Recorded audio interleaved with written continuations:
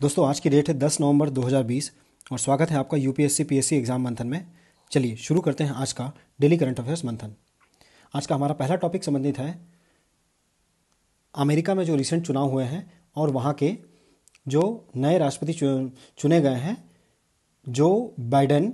तो इनके राष्ट्रपति चुनने के बाद में अभी इंडिया पर इसका क्या प्रभाव होने वाला है, हम ये इसके बारे में डिस्कस करेंगे। हम इन्हें अलग अलग सेक्टर्स में डिस्कस करेंगे कि आपकी इकोनॉमिक पॉलिसीज़ में क्या चेंजेस होने वाले हैं, डिप्लोमेटिक पॉलिसीज़ में क्या चेंजेस होने वाले हैं, आपके एफडीआई एफपीआई में क्या चेंजेस होने वाले हैं या फिर क्या चेंजेस हो सकते हैं, या फिर ये डिस्कस करेंगे कि अभी के फैक्ट्स फिगर क्या है। राइट। तो इससे जब भी आपको इस टाइप के टॉपिक अगर आपके चर्चा में आते हैं तो आपको ये ध्यान रखना चाहिए कि अभी उस कंट्री के साथ में बाकी देशों का क्या रिलेशन है और इंडिया का क्या रिलेशन है। राइट। तो ऐसा करने से आप मेंस में इसके फैक्ट्स और फिगर्स डायरेक्टली जाके कोट कर पाएंगे। चलिए शुरू करते हैं। सबसे पहला जो सेक्टर है वो इकोनॉमिक सेक्टर है। अगर हम ट्रेड के बारे में बात करें तो इंडिया और यूएस एक बहुत ही अच्छे ट्रेड पार्टनर्स हैं और आपको पता होगा जितने भी बड़े देश हैं जैसे रशिया हो गया, आपका फ्रांस हो गया, या फिर इटली हो गया, या फिर आपका यूएस हो गया, या फिर चाइना हो गया, इन सारे देशों में अमेरिका ही एक ऐसा देश है जिसके साथ में इंडिया अपना ट्रेड सरप्लस वाला जो स्टेटस है वो मेंटेन करता है। आपको पता होना चाहिए कि ट्रेड सरप्लस क्या होता है। ट्रेड सरप्लस का मतलब ये होता है कि आप जितना निर्यात यहाँ से कर रहे होते हैं वो अधिक होता है आपके आयात से, टोटल आयात जो आप करते हैं उससे। तो जहाँ कहीं आपका जो एक्सपोर्ट है वो ज़्यादा होगा आपके इंपोर्ट से, तो आप वहाँ पे ट्रेड सरप्लस में आ जाते हैं। तो यूएस एक ऐसी कंट्री है जहाँ पे हम ट्रेड सरप्लस में, हम यहाँ हमारा जो एक्सपोर्ट है वो ज़्यादा होता है एज़ कम्पेयर टू हमारा इंपोर्ट।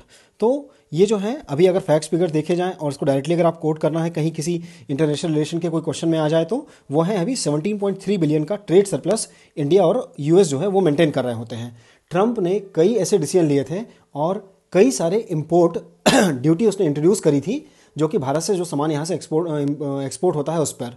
तो इस कारण से ये जो ट्रेड सरप्लस हो रहा था इसमें कुछ कमी देखने को आई थी कुछ दिनों में, बट जो बाइडेन ने बोला था कि जैसे ही प्रेसिडेंट वो बनेंगे इनकी समीक्षा की जाएगी। अगर इनकी समीक्षा की जाती है तो हम ये आशा करते हैं कि ये जो एक्स्ट्रा इंपोर्ट ड्यूटीज़ लगाई गई थी वो ड्यूटीज़ कम की जाएगी।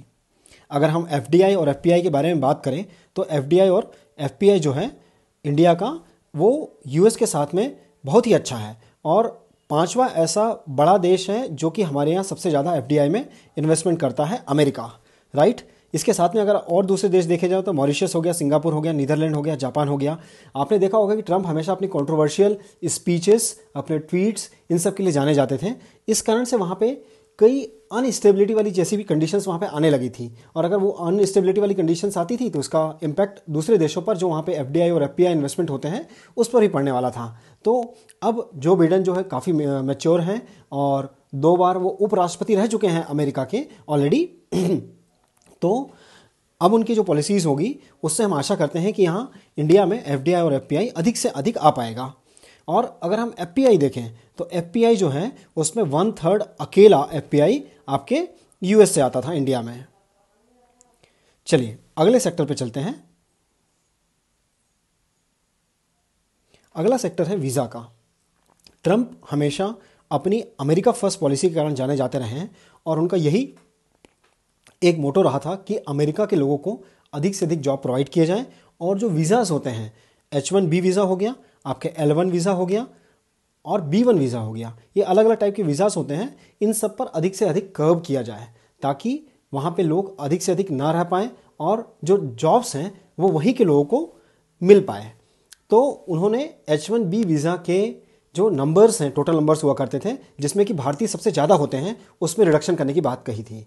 तो जो बाइडेन ने कहा था इसकी भी समीक्षा की जाएगी और जो टैलेंटेड पूल है अक्रॉस द वर्ल्ड, जो भी जितने भी टैलेंटेड लोग हैं उनको अमेरिका में आने से कभी रोका नहीं जाएगा, क्योंकि अगर वो अमेरिका में आते हैं तो इससे अमेरिका की भी उन्नति होती है। जो बाइडेन ने ये बात स्ट्रिक्टली अपने प्रेसिडेंशियल डिबेट में कही थी।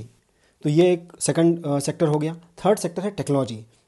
टेक्नोलॉजिकल सेक्टर में अगर बात करें इंडिया और यूएस के बीच में टेक्नोलॉजिकल काफ़ी इन्हेंसमेंट प्रोग्राम्स चल रहे हैं और आपको पता ही होगा कि यहाँ हमारे देश के कई जो लीडर्स हैं जैसे कि आपके माइक्रोसॉफ्ट के सीईओ हो गए सत्या नाडेला और आपके गूगल के अल्फ़ाबेट के सीईओ हो गए सुंदर पिचाई, ये सब भारत से ही बिलोंग करते हैं। इसके साथ में अगर हम देखें तो इंटेल के सीईओ हैं वो भी आपके इंडिया से ही हैं। तो ऐसे कई सारी कंट्रीज़ हैं, ऐसी कई सारी कंपनीज हैं जिनके सीईओ इंडिया से ही जा रहे होते हैं। तो वो सब कुछ टैलेंटेड पूल है और टेक्नोलॉजिकल ग्रोथ में वो लोग अपना सहयोग दे रहे हैं। तो अगर टेक्नोलॉजिकल क्षेत्र में बात करें तो data localisation, capping of prices of the medicine और मेडिकल डिवाइसेस, इन सब में भी चर्चा की बात कही गई थी, क्योंकि उसने कैप कर दिया था आपके डोनाल्ड ट्रंप ने जब भी आए थे वो। तो डेटा लोकलाइजेशन वाले जो फैक्ट्स फिगर्स बोले थे, तो जो बिडेन ने बोला था इसमें इन सारे सेक्टर की हम कंप्लीट समीक्षा करेंगे और जो सही निर्णय होगा सारे देशों के हित में जो होगा वो हम करने की कोशिश करेंगे। अगर अगले सेक्टर में चले हम, अगला सेक्टर है हमारा डिप्लोमेसी। डिप्लोमेसी में जो ट्रंप हैं वो डिप्लोमेटिक उनकी पॉलिसीज़ कुछ अलग हुआ करती थी और जो बिडेन है उनकी डिप्लोमेटिक पॉलिसीज अलग होने वाली है।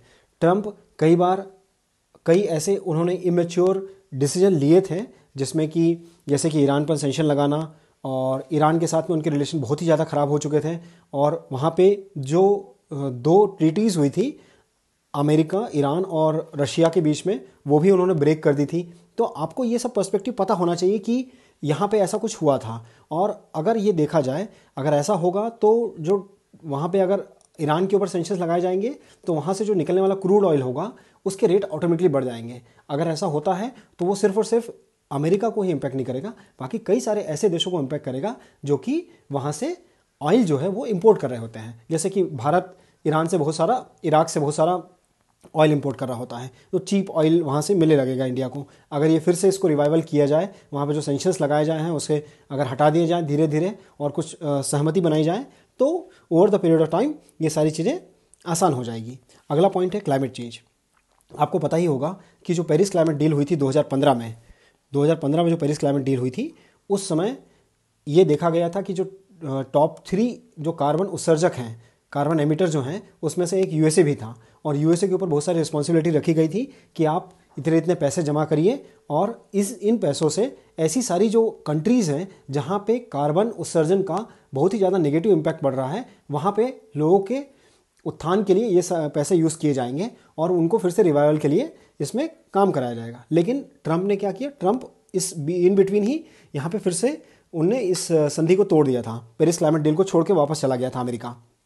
तो जो बिडेन ने कहा है अपनी प्रेसिडेंशियल डिबेट में कि अमेरिका फिर से इसमें शामिल होगा और वो वर्ल्ड का ध्यान रखता है, इसलिए हम इसमें डेफिनेटली शामिल होंगे, ये वाली बात कही थी। और अगर आपको पता होगा कि पेरिस क्लाइमेट डील एक बहुत ही इंपॉर्टेंट डील थी, यहीं से भारत ने इंटरनेशनल सोलर अलायंस, जो कि एक काफ़ी फेमस अलायंस है, इसका भी यहीं पे उत्थान किया था या फिर यहाँ पे इसका निर्माण किया था। चलिए अगले टॉपिक पे चलते हैं। हमारा अगला टॉपिक रिलेटेड है एंटी सैटेलाइट मिसाइल से। आपको पता ही होगा कि गत वर्ष हमने एक टेस्ट किया था जो कि इंडिया की धरती से एक मिसाइल छोड़ी गई थी जो कि स्पेस में उड़ने वाली सैटेलाइट को जाके जिसने बड़ी ही पिन पॉइंट एक्यूरेसी के साथ में गिरा दिया था। तो इस पूरे जो मिशन था उसे मिशन शक्ति यहाँ पे नाम दिया गया था और ऐसा करने वाला जो इंडिया है वो चौथा देश बन गया था। अगर हम देखें तो 3 और देश जो कि यूएसए, रशिया और चाइना के पास ऑलरेडी ये टेक्नोलॉजी है। अब बात ये आती है कि ऐसा करने की ज़रूरत क्यों पड़ी थी हमें। ऐसा करने की ज़रूरत हमें इसलिए पड़ी थी कि अगर हमारा कोई शत्रु देश है और वो निगरानी करने के लिए अगर कोई ऐसी कोई सैटेलाइट वहाँ अंतरिक्ष में छोड़ देता है तो हमें मेक श्योर करना होगा कि हम उस सैटेलाइट को निष्क्रिय कर पाएँ और उसको मार गिराएं। तो इसीलिए हमने ये टेस्ट किया था। और अगर इस न्यूज़ का पूरा कंटेक्स्ट देखें तो अभी एक ए सैटेलाइट जो ए सेट जो मिसाइल थी उसका ही एक वहाँ पे प्रतिबिंब वहाँ पे डीआरडीओ भवन में लगाया गया है। तो उसी से संबंधित ये कंप्लीट आर्टिकल था। चलिए अगले टॉपिक पे चलते हैं। हमारा अगला टॉपिक बहुत इंपॉर्टेंट है। अगला टॉपिक हमारा संबंधित है 15 फाइनेंस कमीशन से। आपने अगर देखा होगा कि फाइनेंस कमीशन एग्जामिनर का सबसे फेवरेट एरिया है और यहाँ से कई बार यूपीएससी में और पीएससी में क्वेश्चन पूछे ही गए हैं। अगर आप देखा जाए तो कितना % डिवोल्यूशन सेंटर से स्टेट को मिलता है, ये अभी 2018 में पूछा गया था। एक स्टेटमेंट में दिया हुआ था कि जो सेंटर टैक्स के फॉर्म में पैसा लेता है और से स्टेट को कितने % देता है, तो ये एक पूछा गया था। लास्ट ईयर ही परसेंटेज चेंज हुआ है और वो 41% कर दिया गया था डिवोल्यूशन, पहले 42% था। तो ये 1% यहाँ पे कमी की गई थी। अगर आपको पता होगा कि 1% जो जम्मू कश्मीर और लद्दाख जो रीजन वहाँ पे बने थे उनके विकास के लिए इनको लगाया जाएगा इस 1% को। सॉरी, इसके बाद अगर हम देखें तो यहाँ पे अभी क्या है इस न्यूज़ का कंटेक्स्ट। इस न्यूज़ का कंटेक्स्ट ये है कि जो 15th फाइनेंस कमीशन के जो हेड हैं, चेयरमैन है एनके सिंह ने भी एक रिपोर्ट सबमिट करी है 2021 से 2025 के लिए। वो रिपोर्ट सबमिट करी है प्रेसिडेंट ऑफ इंडिया को, और ये एक मैंडेटरी पार्ट होता है जब भी एक नया फाइनेंस कमीशन आता है तो अगले 5 सालों में उसके क्या गोल होने वाले हैं और क्या क्या वो सेक्टर्स पे काम करने वाला है, उसकी एक रिपोर्ट पब्लिश करता है। तो ये उसी का पार्ट था, और अभी जो एनके सिंह है उन्होंने ये एक रिपोर्ट वहाँ पे प्रस्तुत की है प्रेसिडेंट को। और ये जो रिपोर्ट है, अब ये रिपोर्ट प्रेसिडेंट के द्वारा पार्लियामेंट के सामने रखी जाएगी। चलिए हम देखते हैं कि इस न्यूज़ का और आगे क्या क्या कंटेक्स्ट है। तो ये यहाँ है कि एक टर्म ऑफ रेफरेंस बनाया गया है, और इसी जो हमने डिस्कस किया कि जो टाइम पीरियड होता है 5 सालों का, उस टाइम पीरियड के लिए इन्हें एक टर्म ऑफ रेफरेंस या जो रिपोर्ट है वो वहाँ पे पब्लिश करनी होती है। और ये जो रिपोर्ट होती है वो पार्लियामेंट के सामने प्रस्तुत होती है। अगर हम टर्म ऑफ रेफरेंस देखें तो यहाँ पे रिकमेंडेशंस होती हैं कि commission was asked to give its recommendation on the many unique and wide ranging issues. अलग अलग इश्यूज़ यहाँ पे दिए जाते हैं गवर्नमेंट के द्वारा, और गवर्नमेंट उसको बोलती है कि आप इसे फिगर आउट करिए कि इसमें कैसे डिवोल्यूशन होने वाला है, कितना परसेंटेज किसको देना है, कैसे देना है, आप उसके लिए कुछ फॉर्मूले के साथ में आइए। तो ये एक चीज़ हो गई।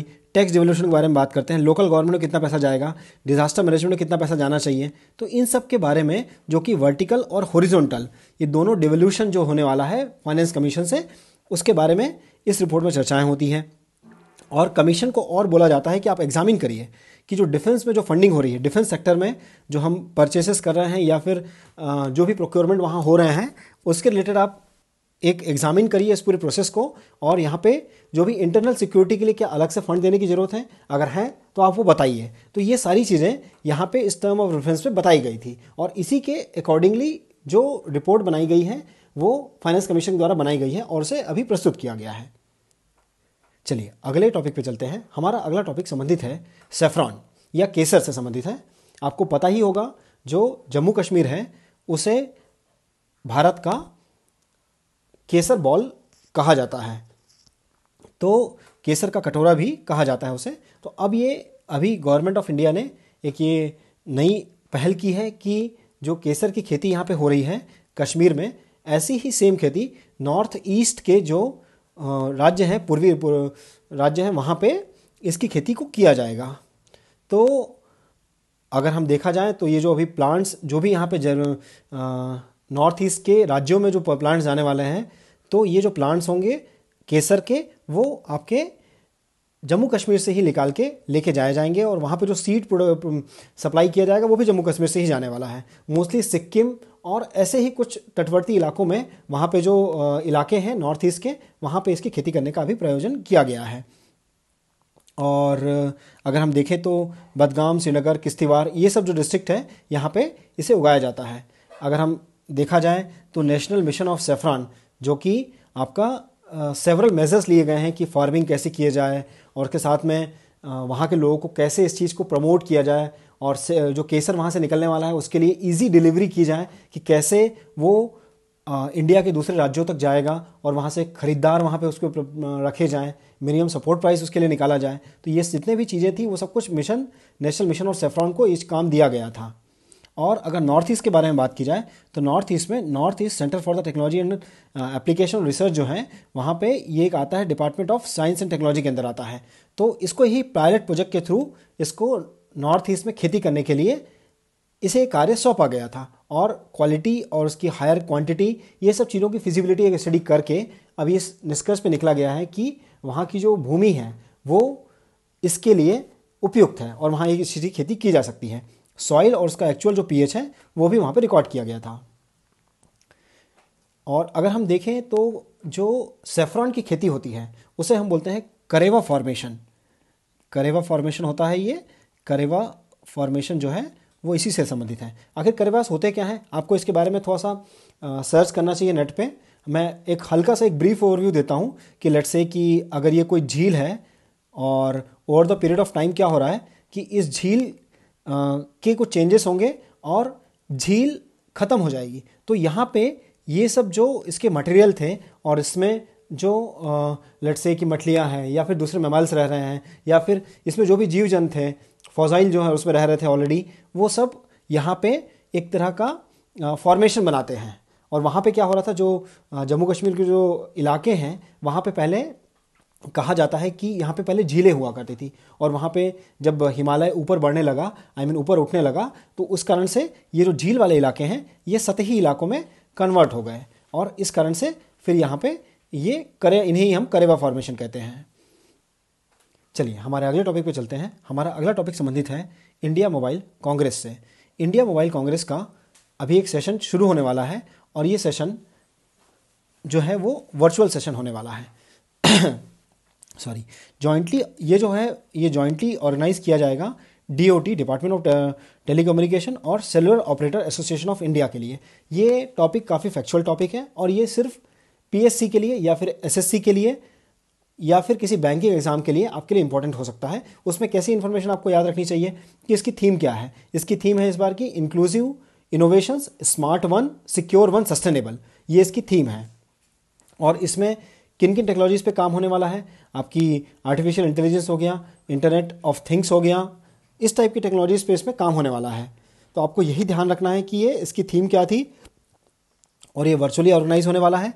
कौन कौन से 2 यहाँ पे बॉडीज़ हैं वो यहाँ पे इसमें पार्टिसिपेट करने वाली हैं, और यहाँ पे ये सिर्फ इंडिया तक सीमित होगा कि ग्लोबल सीमित होगा, तो ये ग्लोबल होने वाला है। ग्लोबली यहाँ पे लोग पार्टिसिपेट करने वाले हैं या कंपनीज पार्टिसिपेट करने वाली हैं, राइट। तो ये इन्फॉर्मेशन आपको याद रखनी है।